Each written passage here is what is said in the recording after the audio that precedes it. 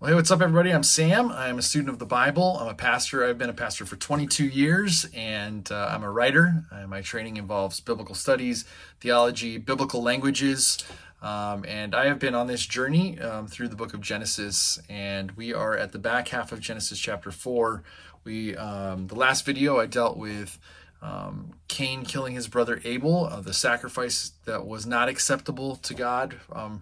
And we're not told in the text why that is. A couple things I wanted to note. I let you know last video that Cain, his name in Hebrew sounds like the word that is kind of put together that Eve says of I brought forth or I've acquired.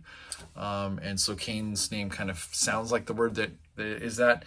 Abel doesn't have an equivalent in his name, but it sounds a lot like, and the play on words might have been the word Hebel, which means, I think it means breath or fleeting, which many have noted over the years.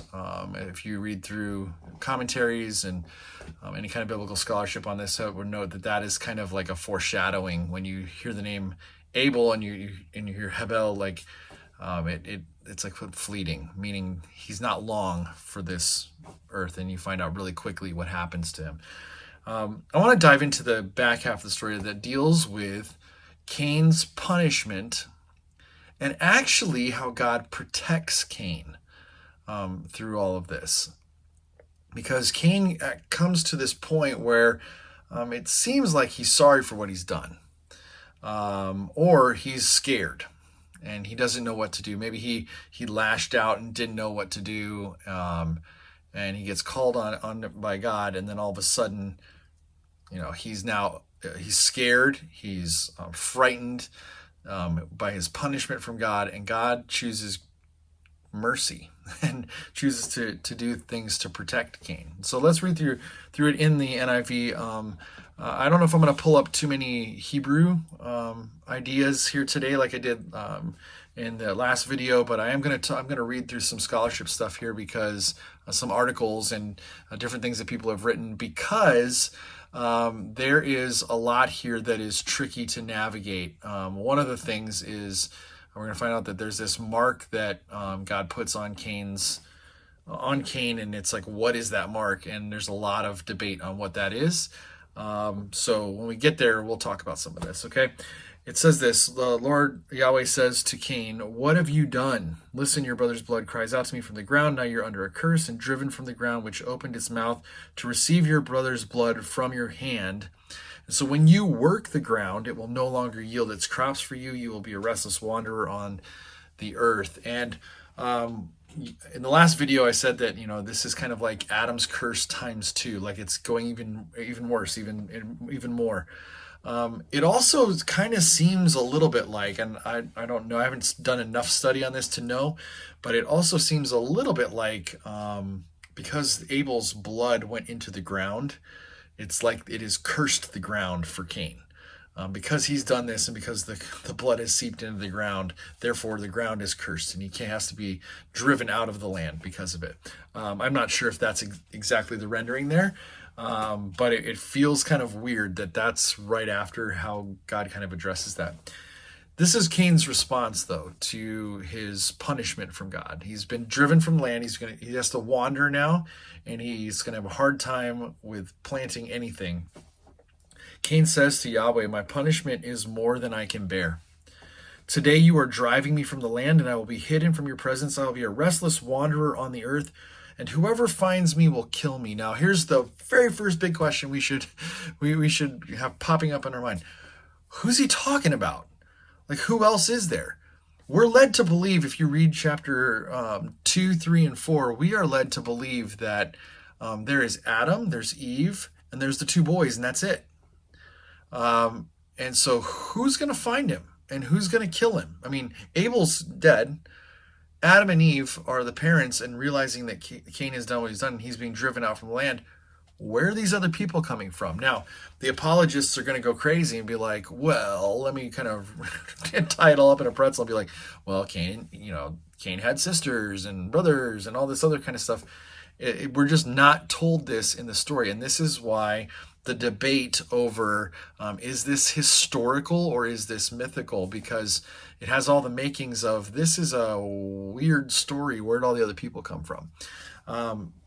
If it's historical, what we can understand from this is that maybe with Adam and Eve and all that, they're not the only people on the planet, that there are other people all over the place.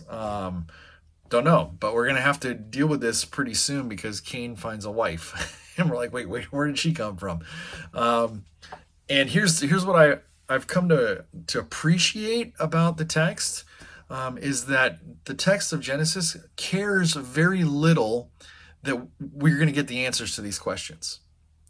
They don't care. The text of Genesis is like, who cares? We don't care. There's Cain. He's being driven out. Now he's afraid that someone else is going to kill him. Well, it's not mom and dad are going to kill him, so who's going to kill him? The text doesn't care to tell us. The text doesn't even care to answer that question. The text just keeps moving on in the story. And so that's kind of what we are left with. The question we need to ask ourselves is, what's God going to do about it? How's God going to treat this situation with Cain? Is he just going to say, yeah, that's part of your punishment. Sorry about your bad luck? Or is God going to be gracious and merciful to Cain in this whole situation? Well, look what happens here. But the Lord said to him, Yahweh said to, and it's no longer Lord God. By the way, like chapter 2 and starting in chapter 3, all of a sudden it goes from Yahweh Elohim to just Yahweh now. And this is why when we talk about, the documentary hypothesis, that people who have been hypothesizing this for the past 200 years are going like, yeah, see how God changes, like Elohim in chapter 1, Yahweh Elohim in chapter 2, and then now just Yahweh. And then eventually it's going to go back to Elohim, and then eventually it's just all over the place with what God's name is, okay? So it says, Yahweh said to him, not so. They're not going to kill you. Not so. Anyone who kills Cain will suffer vengeance 7 times over. Then the Lord put a mark on Cain so that no one who found him would kill him. And so then the next question we have to ask ourselves is, what is this mark? Well, scholars are not in agreement with this, and there is not a consensus about this. Some of the things I found were like he had a physical mark on his body, all this kind of stuff. One of the more convincing articles that's out there, and then an article that quotes some of this, a guy named Joel Lohr wrote this. He wrote that the sign of Cain may not have been a physical mark on his body, but actually a city of refuge. That the reason that this mark that God gave to Cain was actually this city of refuge where he could be safe, that it would protect him. And so that could be one way of saying it. I'm not going to say that is, but that is the way that he positions that. And then in another article by a guy named Hemchin Gasai, it's called The Exile of Cain and the Destiny of Humankind, Punishment and Protection. This is what they write. So we are reminded that the wilderness has been a place of renewal, and exile, with all of its uncertainties and difficulties, still has the potential to bring about new beginnings. The wilderness will also be the place where the polis is birthed, with Cain as the creator. In this regard, it's not only the idea of the birthplace of a city and the prospects of life not wholly dependent on the earth and its produce, but God's protection of this new future, the creation of the polis. Significantly, God's protection of Cain from being killed is not only the particular protection of Cain, but a protection of what Cain's future will entail. And in this way, then, God's protection is for the sake of humankind in general and a new vision of life beyond the particularity of Cain's punishment. And so both of these scholars take the mark of Cain as actually the creation of the city, the creation of the polis that he's going to do while he's wandering. And that creates a barrier between people who would want to kill him. And so he now has protection over that. And also, it's not just protection for him, it's protection for all of humankind going forward. No longer are we going to have to bear the produce of the earth, but now we have a polis for trade and all this kind of stuff. So that's their take on it. I don't know. I think that's a fascinating take on it. But this is, like I said, there is not really a consensus over what this is. There is a lot of contention over what this actually means. Verse 16, though. So then Cain went out from the Lord's presence and lived in the land of Nod. Nod means wandering, okay, east of Eden. And it says Cain made love to his wife. Where did she come from? The text doesn't care to tell you. The text doesn't even care about how you're going to get this answer. I know there's all kinds of people who have tried to wiggle this around and kind of been like, hey, if I put this here and this here, and we talk about some kind of incest thing going on here, then that's fine. That's where Cain got his wife. The Bible does not care to tell you that. It doesn't. It just is like not even worried about the fact that you would have that question. It's like, well, yeah, his wife. Let's just go. It says Cain made love to his wife, and she became pregnant and gave birth to Enoch. Cain was then building a city. So here's the city, right? And he named it after his son Enoch. And to Enoch was born Irad, and Irad was the father of Mehujael. Mehujael was the father of Methushael, and Methushael was the father of Lamech. Now, what we need to stop and pause with, and we're not going to get totally into this, is when, and we're not going to get into Lamech and his whole thing. But what you see in chapter 5 is there's some names that are going to sound very familiar to this list. And they're actually attributed to Seth, who we're going to meet at the end of this chapter in beginning of chapter 5. And they're attributed to Seth's lineage, but these are Cain's lineage, and they sound so close. Who knows? And so what we're going to run into is if we think through the documentary hypothesis, what we might run into here is the fact that one stitch is running up against another. Okay, and so when you read chapter 5, it's almost as if Cain and Abel, that whole story doesn't even exist. In fact, it's almost as if chapter 2, 3, and 4 doesn't exist. And chapter 5 is something else. And what the hypothesis says is that chapter 1 and chapter 5 are the priestly source. And so if you have chapter 1 and then you have chapter 5, you have this big sweeping thing of creation. And then chapter 5 begins the Adam and his wife and all of their descendants through Seth. And it's like Cain and Abel don't even exist. Okay? And then so here's these names that start popping up again. And you're like, oh, look at that. And then this would be the Elohist or the Yahwist source, which I think in the Neo documentary theory, it's like those two are kind of woven together, and they're kind of like all these little patches that are kind of put together instead of two separate sources. But we run into this kind of a thing again. You're like, whoa, those names sound oddly familiar. They're not exacts, but they sound enough familiar that it's like, Sam and Sham, like that kind of a thing. So fascinating stuff. But anyway, what I love about this all the time is like, it seems as if there are certain things in the Hebrew Bible that it just does not care to address. And we try to apologetically put it all together to make it all fit. And it's like, doesn't even care that we're trying to do that. Doesn't even want us to do that. It's like, just follow the story and you're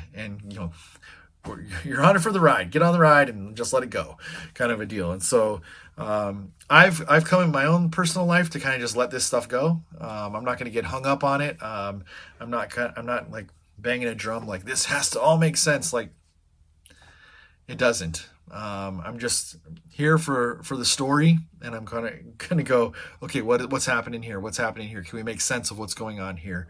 And trying to understand what's going on in this story. And then trying to figure out, okay, so what's the deeper truth, the deeper meaning in some of this stuff. What I do find fascinating in this story, however, is God punishes Cain, and then God relents. God punishes Cain by driving him out of the land where his parents are and making him wander and making it so that he can't plant in the ground and gain produce from the ground. And Cain I'm not sure if he's remorseful. He's very upset by it, and he's scared, and he's frightened, and he doesn't know what to do, and he thinks he's going to be killed out wandering out. And God says, don't worry, I'll protect you, which is a very interesting take on someone who just did the first murder in Scripture. But God is shown over and over again to be merciful in these kind of situations. He with Adam and Eve, he said, if you eat of the tree, you're going to surely die. And then he's merciful. I mean, they're going to die eventually because they're taken away from the tree of life, but they didn't die on the day they did it. And here he is being merciful again to Cain, who kills his brother. So this is going to be, and then he says, I'm going to avenge, I'm going to avenge 7 times over anyone who kills Cain. Well, what about let me just kind of speak off the cuff here. If I'm Abel in this story, I'm kind of going, well, what about my vengeance? Like, why does Cain get avenged 7 times if someone kills him, but Cain just has to wander for killing Abel? Like, there's these kind of things that you just kind of wonder about. And but God decides in this moment to show mercy and to show grace, undeserved favor to Cain, even though he deserves to be driven out of the land and just whatever happens to him, kind of a deal. But he doesn't. God shows favor to him, and he goes, builds a city, lives there, and we're not really told a lot about the rest of Cain. We're told about his Lamech and all of his lineage, but we're not really clued into, did Cain do anything awesome with his life or whatever? Not really. We're told a little bit about his family history and how things just keep getting bad to worse in his family history. And then we're told about Adam and Eve having another son named Seth. And then Cain kind of goes away, and we don't hear from Cain again, or even his name, until way later in the New Testament. So anyway, fascinating story. We're about ready to jump in. Next video, we'll jump into Lamech and what happens there. And we'll jump into the beginning of the new line, the Sethites, under, Seth, who's born to Adam and Eve. And then we're going to jump into chapter 5 and go, oh, look, restart. All right. So hopefully this was an interesting video. Like the video, subscribe, and I will see you in the next one.